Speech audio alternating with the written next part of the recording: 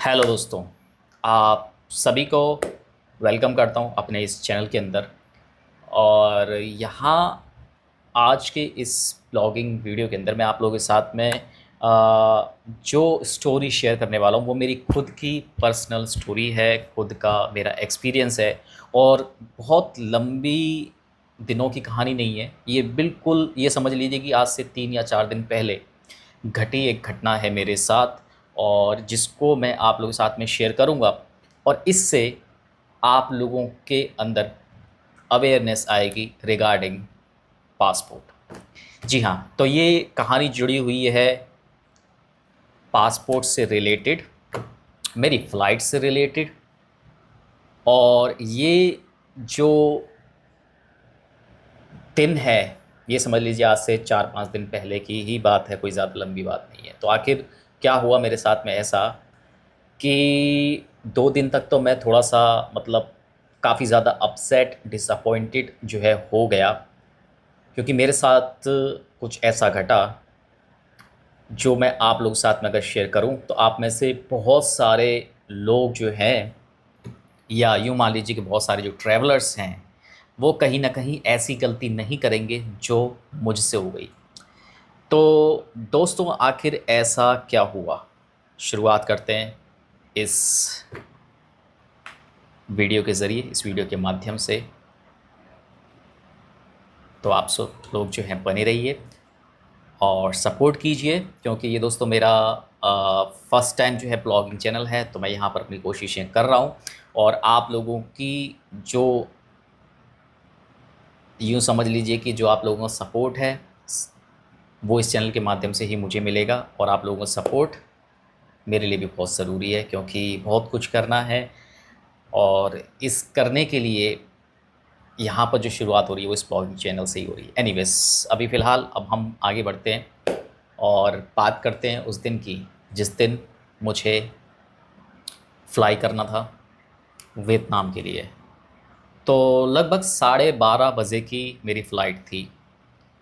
और ये फ़्लाइट जो थी दोस्तों, ये थी वियत जेट एयरलाइन से। पूरे दिन जो है यूँ समझ लिए वेट नहीं, बस खाली दिन भर मैं ये सोचता रहा कि यार आज जो है कुछ चीज़ें रह ना जाएँ, कुछ छूट ना जाए, क्योंकि पिछली बार जब गया था तो ईयरफ़ोन जो है मेरा छूट गया था। और फिर मुझे वहाँ पर एक्स्ट्रा जो है पैसे खर्च करने पड़े वो ईयरफ़ोन लेने के लिए, क्योंकि ऑफ़ कोर्स कॉलिंग वगैरह के लिए। और नॉर्मली कभी-कभार अगर ट्रैवल करते हैं तो उस समय जो ईयरफ़ोन्स होते हैं वो काफ़ी ज़्यादा जो है हेल्पफुल होते हैं। तो ऐसे में मैं हमेशा जो है ईयरफ़ोन्स कैरी करता हूँ, ख़ास तौर से अगर हमें लंबा सफ़र करना हो तो। और ऑफ़ कोर्स जब हम फ़्लाइट पकड़ते हैं तो ऑलमोस्ट 4 से 5 घंटे की जो है फ़्लाइट है, मिनिमम टू मिनिमम। जो यहाँ पर फ़्लाइट आवर्स हैं, ठीक है, आपके न्यू दिल्ली से लेकर के आपके वियतनाम तक, वो है आपका 4 से 5 घंटे का सफ़र, ठीक है। तो हार्ड होता है, इसीलिए मैं कैरी करता हूँ। पिछली बार छूट गया था तो ये इसी इसी वजह से मैं थोड़ा-सा सभी चीज़ों को पहले से ही ऑर्गेनाइज़ करने की कोशिश कर रहा था। और पूरा दिन जो है मैं कहीं न कहीं चीज़ों को याद करने में लगा कि कहीं कोई छूट ना जाए, सब कुछ पैकेजिंग वगैरह। और थोड़ा-सा एक्साइटेड भी, और थोड़ा-सा यूँ समझ लीजिए कि अपसेट भी। अपसेट इसलिए क्योंकि अब इतना समय फिर गुज़ार लिया तो थोड़ा-सा फैमिली, और फिर थोड़ी-सा ये समझ लीजिए कुछ इमोशंस मम्मी की तरफ से कि भाई मत जाओ, मत जाओ, जो कुछ करना है वो यहीं कर लो। तो अब इमोशंस में तो नहीं बहना है। हालाँकि मन एक तरीके से ये भी कर रहा था कि यार ठीक है, कुछ किया जाए या मतलब जाया जाए या ना जाया जाए, दुविधा में कहीं न कहीं था। लेकिन फिर बात वही आ जाती है कि यार नहीं जाएँगे तो फिर यहाँ पर कुछ इतने ऑप्शंस जो है मुझे नज़र नहीं आते, मुझे ज़्यादातर ऑप्शंस वहाँ पर नज़र आते हैं। और ख़ास तौर से जो यहाँ की लाइफ़स्टाइल है वो भी मेरे को समझ में नहीं आती, मेरी समझ से बिल्कुल बाहर हो जाती है। तो इसलिए वो सारी चीज़ें जो है वो आ रही थी दिमाग में। हालाँकि बस अपने इमोशंस को मैं थोड़ा-सा कंट्रोल करता रहा, एडजस्ट करता रहा सभी चीज़ों को। मॉम को जो है कहीं न कहीं मैं मनाता रहा। इन द एंड 1 डेढ़ घंटे के आसपास तक बैठा, टैक्सी जो है मैंने बुक कर ली। टैक्सी मेरी लगभग 6:30 बजे के आसपास गेट पर आ गई। 6:30 क्यों, पौने 7 मान लीजिए, 6:45 के आसपास। यहाँ से फिर मैंने अपनी टैक्सी पकड़ी और जाते-जाते वही मम्मी के जो है अलग-अलग टोटके कि भाई दही खा लो, गुड़ खा लो और ये कर लो, पूजा कर लो, ठीक है। मतलब ये सारी चीज़ें मैंने फ़ॉलो करी, ठीक है, कोई बात नहीं, है ना? मन रख लेना चाहिए। तो सभी चीज़ें जो है फ़ॉलो करी। अब उसके बाद में हम टैक्सी में बैठ गए।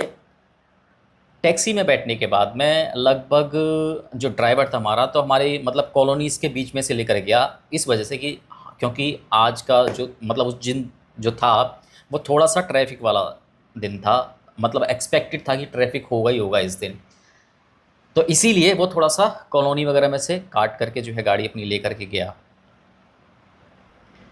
अब चलिए, फिर हमें छोटा-सा जाम मिला जो कि जिसने हमारे लगभग 10 मिनट्स के आस-पास जो है वेस्ट कर दिए। जैसे-तैसे करके हम लोग लगभग एयरपोर्ट से करीब 12-13 किलोमीटर की दूर ही थे और मैं जो है कहीं न कहीं अपने आप को भी थोड़ा-सा प्रिपेयर कर रहा था, जो नेक्स्ट जो फ्यूचर होने वाला था या नेक्स्ट जो डे होने वाला था, उसके बारे में तो थोड़ा सोच कर के और ये सोच कर के भाई अब कैसे-कैसे वियतनाम पहुँच कर के जो है चीज़ों को ऑर्गेनाइज़ करना है, कैसे मतलब रहने का, खाने का, पीने का और काम का, वो अब किस तरीके से एकदम नए तरीके से अब वो कैसे स्टार्ट करना है और क्या-क्या करना है। तो ये सब कुछ सोच ही रहा था और जितना भी मतलब बाहर आने के बाद में जितना भी मतलब घर से जो थोड़ा-सा एक नेगेटिव माइंड बन गया था, थोड़ा डिसअपॉइंटमेंट का या अपसेट का माहौल की वजह से, तो फिर वो धीरे-धीरे मतलब जाने लगा। और फिर मतलब एक अंदर से अपने आप ही ऑटोमेटिकली थोड़ा-सा क्रेज़ भी आने लगा, थोड़ी-सी खुशी जो है मैं खुद अपने आप के अंदर जो है लेकर के आना चाह रहा था कि चलो यार एयरपोर्ट अब बस पहुँचना है, फटाफट जो है पासपोर्ट दे कर के अपना बोर्डिंग पास लेकर के मुझे फ्लाई करना है। तो चलिए कोई बात नहीं, अब यहाँ पर जो है ट्रैफ़िक में लगभग मेरा हाँ, आधा घंटा जो है वेस्ट हुआ क्योंकि ट्रैफ़िक था काफ़ी लंबा। और फिर उसके बाद में टैक्सी वाले ने जो है मुझे ड्रॉप किया एयरपोर्ट के पास, सॉरी एयरपोर्ट पर। और उसके बाद मैं अपना पासपोर्ट वगैरह सब कुछ प्रिपेयर करके मतलब मेरे पास में एक बिग लगेज था, लगेज के पास लगभग मुझे लगेज की भी टेंशन थी कि यार कहीं जो है लगेज जो है वो ज़्यादा ना हो जाए, क्योंकि अगर हो गया तो फिर या तो एक्स्ट्रा पे करना पड़ेगा क्योंकि मैंने पिछली बार किया भी था, या फिर जो है यहाँ पर मुझे जो है सामान इधर-उधर करना पड़ेगा और पब्लिकली ये चीज़ करना वो थोड़ा-सा मुझे काफ़ी एम्बैरेसिंग लगता है। ये सब चीज़ें मैं एयरपोर्ट पे करना नहीं चाहता, पसंद नहीं करता। बट एनीवेज़ ये सारी टेंशन मतलब दिमाग में ये सब चीज़ें चल रही थी, इस चीज़ की टेंशन जो है कहीं न कहीं चल रही थी। बट हम लोग जो है गेट पे पहुँचे, गेट पर जो है आपका सिक्योरिटी गार्ड, ठीक है, एयरपोर्ट का सिक्योरिटी ऑफ़िसर मान लीजिए आप।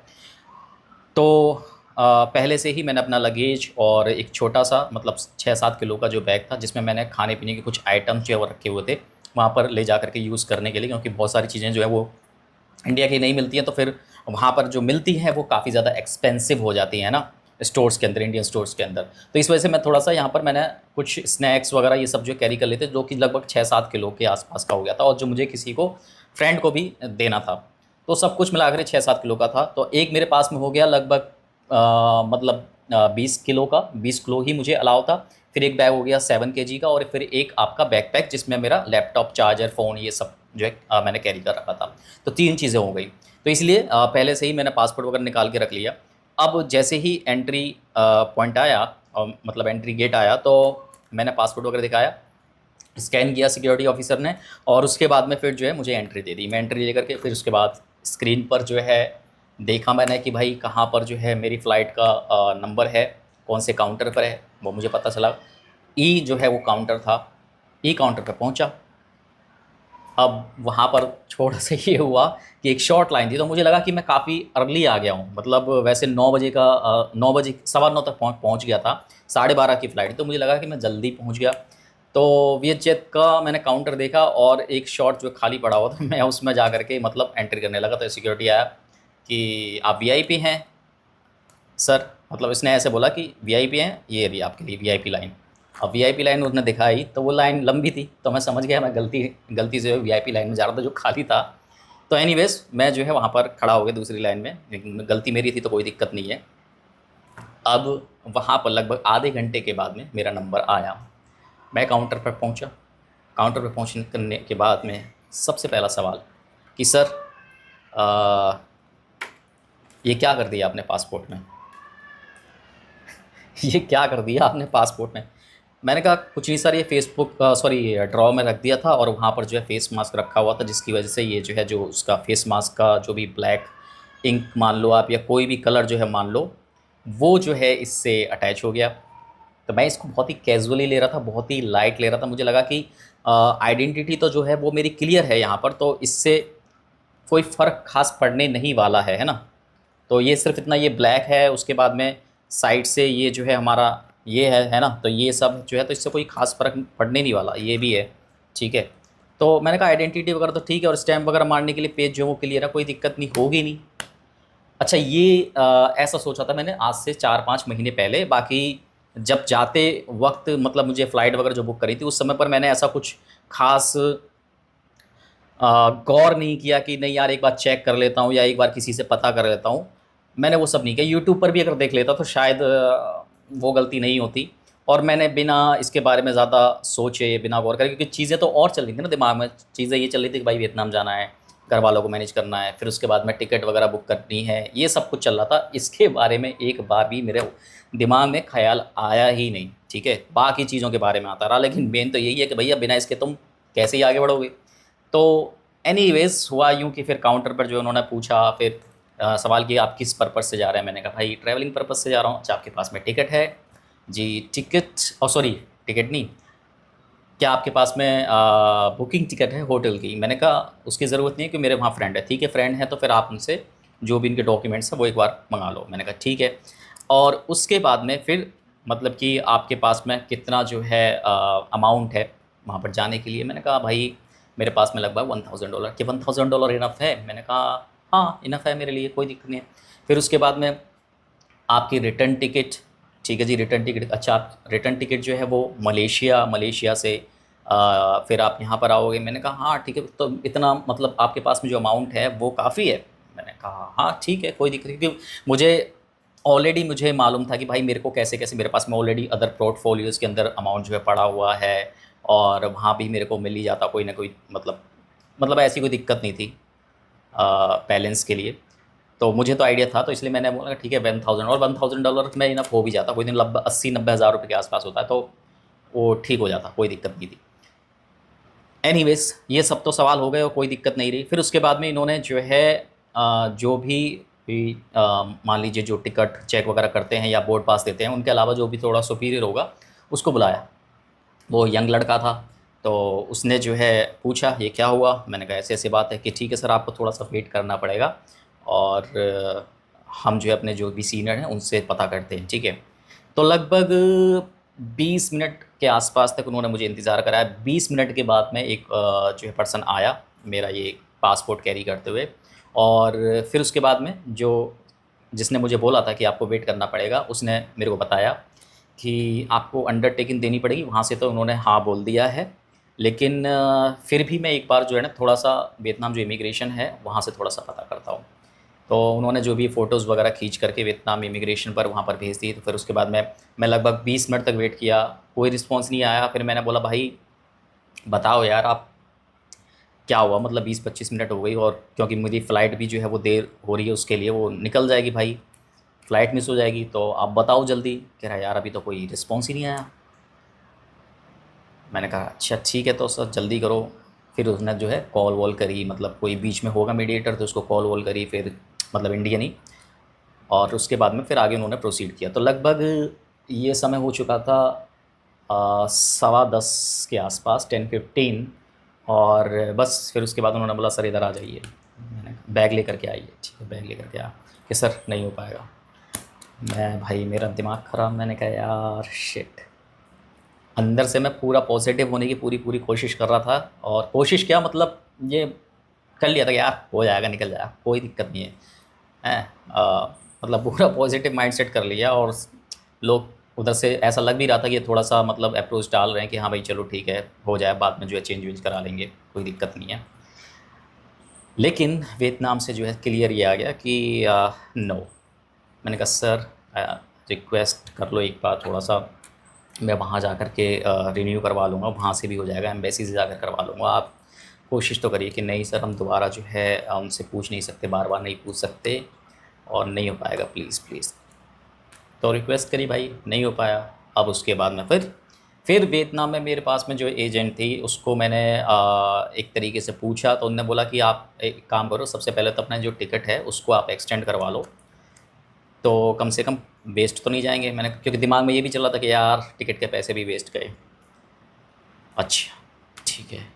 अब जो है दिमाग थोड़ा थोड़ा मतलब धीरे धीरे करके ख़राब जो है वो होने लगा। मैंने कहा यार अगर ये चीज़ होती तो इस टाइम पर मैं आगे बढ़ चुका होता और वेट करने वाले काउंटर पर पहुंच चुका होता फ़्लाइट के लिए। तो उसने मुझे बोला एनीवेज़, एजेंट ने, कि आप जो है टिकट चेक कर। फिर मैं जो है, अब मेरे पास में भाई मतलब 20 किलो वो 27 किलो और ये मतलब लगभग 30 किलो वेट ले करके मैं मतलब इधर से उधर गया। और उसके बाद में मतलब ये मान लीजिए 300-400 मीटर घूम करके फिर दोबारा उस काउंटर पे आया सारा सामान लेकर के, क्योंकि आप छोड़ तो सकते नहीं है सामान अपना ऐसे ही।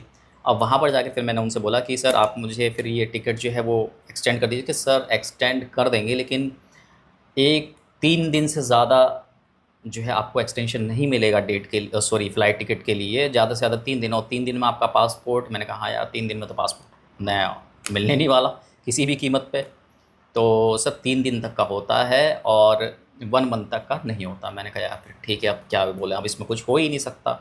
तो फिर मेरे दिमाग में आया, मैंने कहा इनका कुछ भरोसा नहीं, क्योंकि मैं आसानी से किसी पर भरोसा नहीं। मैंने कहा क्या पता इनका क्या दिमाग चल रहा हो क्या नहीं, कुछ कह नहीं सकते। एक बार मैं कस्टमर जो केयर है एयरलाइंस का उस पर ही कॉल कर लेता हूँ। तो मैंने उस पर कॉल किया और उस पर्सन ने बोला कि सर अगर 4 घंटे पहले अगर होता, या मान लीजिए 24 घंटे डिपार्चर से पहले अगर होता तो हो जाता, और आपका वैसे भी नॉन रिफंडेबल है, ठीक है।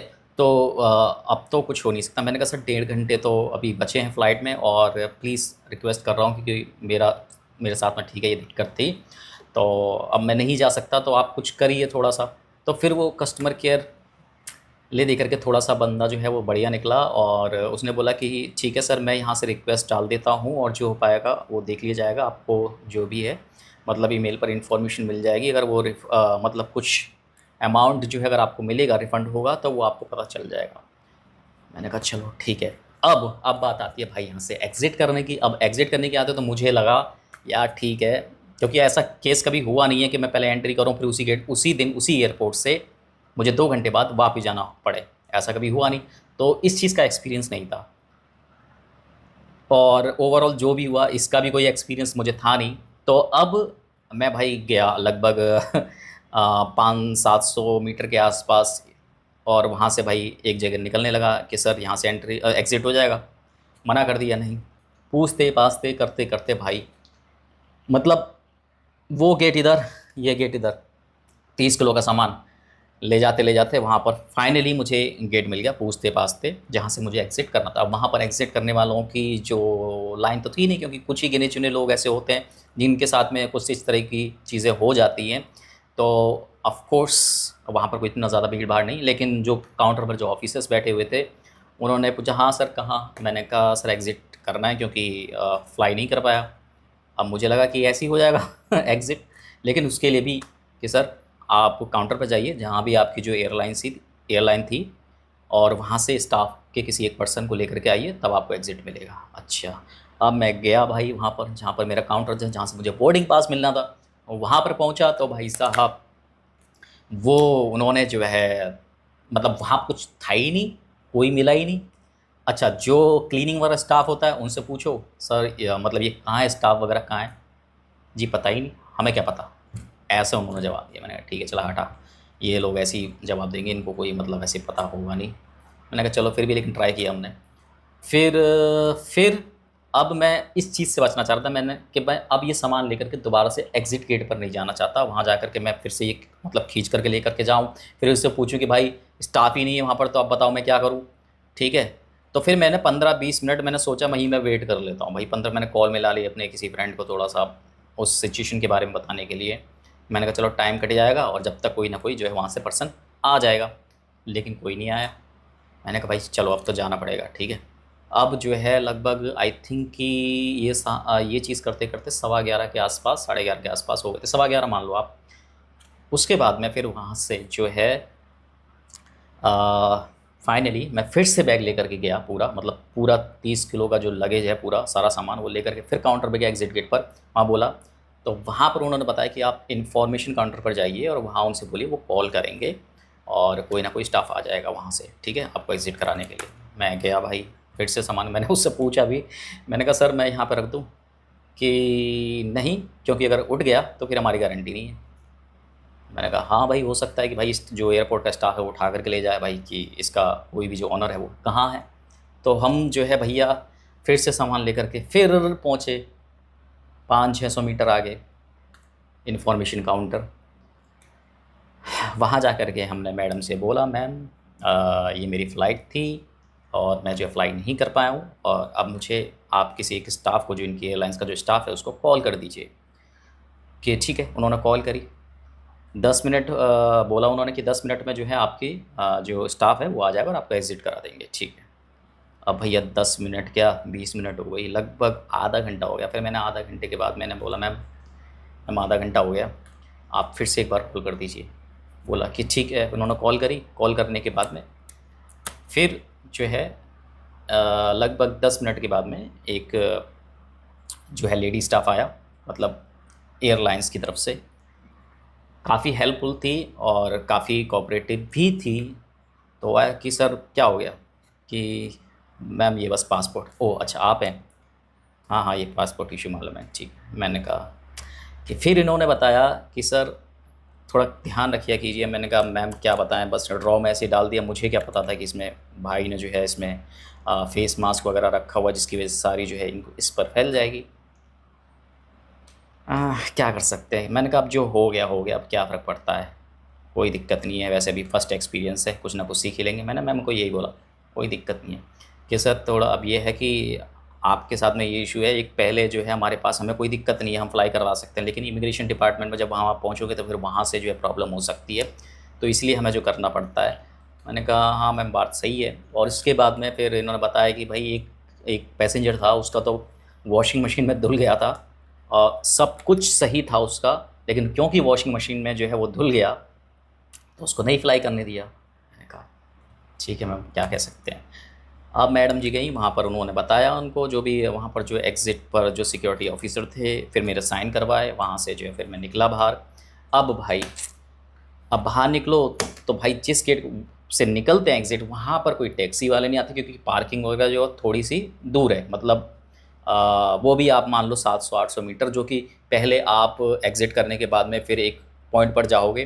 तो मैं एनीवेज़ ये सब करने से पहले तो मैं वहाँ पर वेट करता रहा। टैक्सी मैंने 3-4 जो है बुक करी।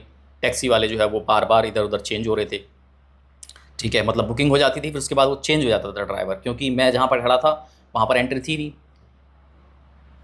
फिर मैंने किसी से पूछा तो उन्होंने बताया कि आप थोड़ा-सा आगे जाओ और वहाँ से आपको नीचे के लिए लिफ्ट मिल जाएगी। मैं गया भाई सामान कैरी करके। अब वहाँ पर सिचुएशन ये हुई कि भाई जब मैं जा रहा था तो वहाँ पर भाई वियतनाम ग्रुप खड़ा है। अब मेरा हो गया दिमाग ख़राब। मैंने कहा यार, मतलब जहाँ मुझे जाना था वहाँ के लोग खड़े हैं, वो चिल मार रहे हैं, वो मतलब खुश हो रहे हैं, फ़ोटोज़ खींच रहे हैं, वीडियोज़ बना रहे हैं एयरपोर्ट की, और मैं यहाँ मायूसी के साथ इन्हीं लोगों के पास मुझे जाना था, इसी कंट्री में जाना था, और यहाँ मेरे सामने लोग खड़े हुए हैं। तो अब मैं क्या बोलूँ, ठीक है। अब भैया ठीक है चलो, चलते गए हम आगे, और वहाँ से जो है लिफ्ट फिर हमने पकड़ी। और अब एक और सीन कि जैसे ही हम जो है लिफ्ट में रहे तो 2 लड़के थे, वो मेरे ख्याल से यूपी बिहार वगैरह साइड के होंगे, और एक जो पर्सन था वो एज़ इट इज़ भाई वियतनामीज़ ही लग रहा था, लेकिन था नहीं, वो था हमारे नॉर्थ इंडिया का, क्योंकि जब उसने हिंदी बोली तो ऑफ कोर्स वो चीज़ क्लियर हो गई। लेकिन मैं मन में ये आ रहा था, मैंने कहा मैं पूछूं भाई कि आप तो बिल्कुल भाई वियतनामीज़ या मान लीजिए कोरियन टाइप के कुछ लग रहे हो। मैंने कहा चल छोड़ हटा यार। बाकी पर्सन जो है ना, वो उसका जो बिहेवियर था वो भी वैसे ही था, कूल एकदम फ्रेंडली काफ़ी। तो एनीवेज़ मैं आगे निकला। उसके बाद में फिर जो है मैं देखने लगा कि कहाँ से किस तरीके से जो है मैं जाऊँ। फिर मैंने, मेरी बुकिंग थी, फिर मैंने एक बार फ़ोन चेक करा तो ऑलरेडी किसी ने बुकिंग एक्सेप्ट कर ली थी और उसने कॉल कर रखी। तो मैंने कॉल देखी, 2 कॉल पड़ी हुई थी। मैंने कॉल करके कहाँ हूँ सर, मैंने कहा भाई मैं यहाँ हूँ, कि आप जो है I-8 पर आ जाओ। मैंने कहा अच्छा ठीक है। फिर अब भाई वो भी थोड़ा सा आगे सामान इधर से ये ले करके वहाँ उस गेट पर पहुँचे। फिर जो है किसी से पूछा तो वहाँ पर जो है मुझे मिल गया साइन ऊबर का और ओला का। वहाँ पर जो है कार पार्किंग थी, वहाँ गया, कॉल करी बंदे को, बंदा आ गया। मतलब ड्राइवर, और उसके बाद में अपना सामान फिर से भाई, अब वो पीछे की जो डिग्गी थी वो तो ओपन नहीं थी, सामान मतलब मेरा जो लगेज था, अब ये ऐसे भाई ड्राइवर कि कोई भी सपोर्ट नहीं करता कि भाई आप निकल करके थोड़ा सा सामान वामान इधर उधर करवाओ। वियतनाम के अंदर ये चीज़ नहीं है यार। यहाँ थोड़ा सा ये देखो अब डिफरेंस है कि यहाँ पर टैक्सी बुक करो, ये मैंने एक्सपीरियंस किया है अपने, भाई मुझे नहीं पता सभी के साथ होता है नहीं होता, पर मैंने ये एक्सपीरियंस करा है कि निकल करके नहीं आएगा बंदा, मतलब पता नहीं कौन सा एटीट्यूड हो जाता है, मतलब ये समझते हैं कि भाई हम तो महाराजा हैं और भाई डालो सामान चलो, मतलब हम उल्टे इनके लिए कुछ ना कुछ अलग ही हैं, ठीक है। तो निकल के कुछ नहीं भाई, मेरे पास कितना ही सामान हो वो मुझे ही उसके अंदर डालना। अब आगे वाली सीट पर उसने जैसे तैसे करके मैंने खुद ही एडजस्ट करा, ठीक है। चलो वहाँ से हो गई, अब भाई बैठ गए, और लगभग 12:30 बजे के आसपास, 12:30 एक बजे, मान लो 1 बजे तक का समय हो गया ये सारा कुछ करते करते करते करते, 1 बज चुका था रात का। बट क्योंकि नाइट था तो कोई ट्रैफिक नहीं कुछ नहीं, गाड़ी जो है लगभग 40-45 मिनट के अंदर, लगभग 1:45 के आसपास ये समझ ली मेरे घर पर नहीं दूसरी जगह, क्योंकि मेरे घर तक जो है टैक्सी आती तो काफ़ी महंगा लग रहा था, तो इसी वजह से मैंने थोड़ा सा उसको बीच में ही थोड़ा सा मतलब 3-4 किलोमीटर का ही ड्रॉप दिया, क्योंकि बॉर्डर भी थोड़ा सा लग जाता है दिल्ली यूपी का। फिर वहाँ से मैंने ऑटो वालों को मतलब कोई ऑटो पकड़ लिया, उसको उसने 150 रुपये बोला, मैंने 100 रुपये दिए, 100 रुपये दे करके उसने मुझे मेरे गेट पर छोड़ दिया, तो लगभग 2 बजे के आसपास में आ गया। अब इसमें जैसे मैं अभी आपको लोगों को बता रहा था, ये सारी स्टोरी रही और इस तरीके से मैं घर पर पहुंचा, तो बस फिर उसके बाद मैं घर में तब मूड ऑफ ही था। लेकिन अब बीच में जो मैं आपको बता रहा था कि ये जो कैब ड्राइवर वाला सीन था कि भाई ये सपोर्टिव नहीं होते। वियतनाम में अगर ये चीज़ होती है तो भाई ड्राइवर जो है ना सामान आपका डलवाता है, हेल्प करता है, पूरी सपोर्ट करता है। क्योंकि मैं जब आया भी था तो उस समय मैंने टैक्सी बुक करी थी, उस पर्सन ने सारा सामान इधर से उधर गाड़ी के अंदर करवाया था। So that much friendly they are. हो सकता है कि भाई यहाँ पर फॉरेनर्स के लिए ये लोग इतना सपोर्टिव या फ्रेंडली, पर हमारे मामले में तो थोड़ा सा इनका कुछ है हो जाता है। ये छोटा सा बस एक इसी कहानी के बीच में छोटा सा एक्सपीरियंस था जिसको मुझे लगा कि चलो आप लोगों के साथ में शेयर कर देता हूँ। बाकी आप भी अपना अपना ओपिनियन दीजिए। और रही बात इसकी भाई पासपोर्ट की, तो फिर दिमाग में तो ये था कि भाई रात को ही जो है करूँगा, फिर मैंने कहा नहीं, मतलब रात को ही अप्लाई करूँगा। फिर मैंने कहा नहीं चलो थोड़ा सा टाइम दे करके, थोड़ा सा देख दाख करके आराम से करेंगे। फिर अगले दिन मैं लगभग आई थिंक कि 9-10 बजे के आसपास उठाऊँ, और उसके बाद बस दिमाग मतलब 3-4 चीज़ें थी। एक तो ये भी करना था, फिर उसके बाद में किसी के पैसे भी ट्रांसफ़र वगैरह करने थे दूसरे तरीके से, और मतलब बाहर करने थे, तो इस वजह से उसमें भी फिर अलग अलग दिमाग चल रहा था। तो इस तरीके से 3-4 चीज़ें वो हौश-पौश इतना हो गया। तो फिर शाम को जा कर के फाइनली मैंने जो है अप्लाई कर दिया, और डेट जो है इस बार मुझे जो मिली वो मिली भाई लगभग 1 महीने के बाद की। अब और ज़्यादा मूड खराब, मतलब पहले मैंने जब अपना रिन्यू करवाया था पासपोर्ट के लिए, उस समय मतलब मेरे पेजेस जो है ख़त्म हो चुके थे, तो मैंने रिन्यू करवाया था। तो मतलब 1 या 2 हफ़्ते के अंदर अंदर तक की मुझे डेट मिल गई थी, मतलब 7 दिन, 8 दिन, 10 दिन इस तरीके से। लेकिन इस बार जब मुझे भाई एकदम हो, देखो ऐसा होता है ना, जब आप कोई चीज़ लेते हो, लेना चाहते हो, और जब वो चीज़ नहीं मिलती तो आप और ज़्यादा क्रेज़ी हो जाते हो। तो अब मुझे जाना था, अब मैं नहीं जब आया तो मैं और ज़्यादा जुनून हो गया, है ना? कि नहीं यार, अब तो जल्दी, जल्दी, जल्दी, ठीक है। लेकिन इस बार अब जितनी जल्दी थी, उतना ही यहाँ से पता नहीं क्या हो रहा था भाई साहब। मतलब पहले ऐसा इतनी लंबी डेट नहीं मिली, अब 1 महीने के बाद की डेट मिली सीधा। कोई सारे मैंने ऑप्शंस देख लिए, नहीं मिली, नहीं मिली। अभी भी डेली चेक करता रहता हूँ कि अगर कोई गलती से स्लॉट निकल कर के आ जाए 20 तारीख से पहले का, तो शायद जो है जल्दी काम हो जाएगा। क्योंकि 20 तारीख तक आपको अपॉइंटमेंट पे जाना है, फिर उसके बाद में 10-12 दिन, 15 दिन जो है भी है वो आप पर काउंट कर लो। जल्दी हो जाए तो बहुत अच्छी बात है, और 10-15 दिन तो आप एज्यूम करके ही रखो, है ना? अच्छा, अब इसमें ये भी है कि नया जो है नंबर मिलेगा, तो मेरा जो वीज़ा था 3 महीने का वो भी गया, क्योंकि वो दूसरे पासपोर्ट के नंबर से था, तो वो भी पैसे वेस्ट हो गए। तो अब बस वेट कर रहे हैं, और आप लोग साथ में वीडियोस बना करके ये चीज़ें शेयर कर रहे हैं। तो भाई आप मुझे बताना कि आपको कभी इस तरीके का कुछ एक्सपीरियंस करने को मिला, या आपके फ्रेंड सर्कल में कुछ ऐसा एक्सपीरियंस किसी ने किया, आपके साथ कभी ऐसी कोई घटना घटी? कमेंट सेक्शन में कमेंट करके ज़रूर बताना। और रही बात इसकी, तो भाई अब ये चीज़ मुझे समझ में आ गई कि भाई पासपोर्ट को ना बहुत ही केयरफुली आपने जो है अपने पास में रखना है। अब तो मैं ये समझ लीजिए कि एक एक पॉइंट भी कहीं से कोई धब्बा ना अपने नेक्स्ट पासपोर्ट के अंदर होने नहीं दूंगा। क्यों? क्योंकि मैंने सोचा यार हम साला 25-25, 30-40 हज़ार का जब फ़ोन लेते हैं या 15,000 का या 10,000 का भी फ़ोन लेते हैं तो उसमें प्रोटेक्शन के लिए हम लोग जो है मतलब स्क्रीन गार्ड और कवर ये सब लगा करके रखते हैं। और वहाँ पर जब बात आती है इस पासपोर्ट की, जो कि गवर्नमेंट की प्रॉपर्टी है, वहाँ पर हम लोग, और ये हमारे लिए भी है क्योंकि हमें बहुत सारी प्रॉब्लम्स जो है फेस करने को मिल सकती है, वहाँ पर हम इसके लिए 250-300 रुपये का एक कवर नहीं रख सकते। अगर मैंने रखा होता, मेरे दिमाग में आया था, लेकिन मैंने जो छोड़ यार मैं तो संभाल के रख लूँगा, कोई दिक्कत नहीं है। मुझे इसकी इंपॉर्टेंस पता, लेकिन ऐसा नहीं मालूम था कि इंपॉर्टेंस में ये भी होता है कि भाई अगर आपके पास में अगर एक हल्का सा भी धब्बा आ गया, एक कट भी आ गया, तो ये बेकार होता है, ये डैमेज में काउंट होता है।